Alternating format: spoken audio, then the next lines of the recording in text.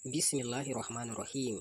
Muna gabatar muku da ruƙiya mai ƙarfi daga Alƙur'ani mai girma da hadisin Annabi sallallahu alaihi wasallama tare da amfani da ganyen magani na gargajiya kamar ganyen siɗir, sai kuma ganyen bishiyar magarya, habbatus sauda da kuma zuma.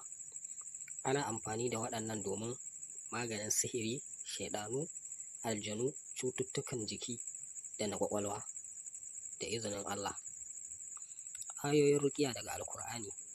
Na ɗaya, Suratul Fatiha, a karanta ta sau 7. Sai kuma na biyu, Suratul Baƙara, aya ta 102 da aya ta 107.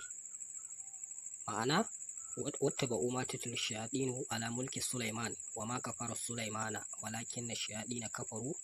Za a karanta ta. Ita ce aya ta Baƙara aya ta 102.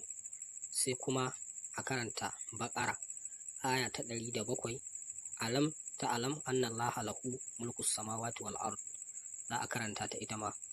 Sai kuma Suratu Yunus aya ta 81. Ita ce falamma alqaw qala Musa ma ji'tum bihi sihir inna Allaha sayubdiluhu. Za a karanta ta ita ma. Sai kuma Suratu Taha aya ta 69.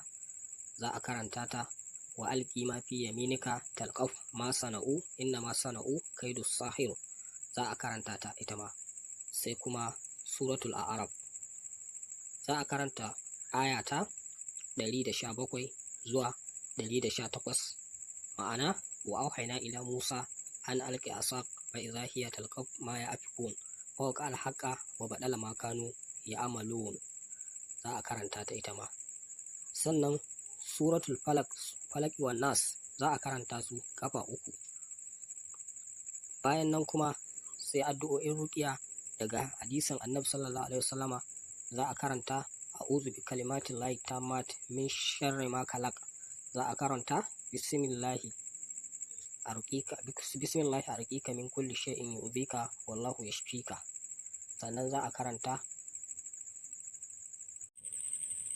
a'udhu bi kalimatin lahi tammat min sharri ma khalaq bismillahi yubrika wa min kulli da'in yushfika wa min sharri kulli nafsin aw ainin hasidin Allahu yushfika. As'alullah al-azima rabbal arshil azim an yashfiyak. Za a karanta sau 7. Sai kuma amfani da ganyayyaki. Na ɗaya, ganyen magarya. A jiƙa ganyen magarya a cikin ruwa mai tsafta, a karanta waɗannan ayoyi da muka kawo, sai a dinga sha ana wanka da su a waje mai tsafta. Insha Allahu za a samu waraka. Sannan kuma na biyu, za a samu habbatus sauda, a niƙa ganyen habbatus sauda a haɗa da zuma ta asali, a sha cokali 1 da safe, cokali 1 da yamma. Ana karanta Fatiha da Ayatul Kursiyu a kai kafin a sha. Bi iznillahi za a samu waraka.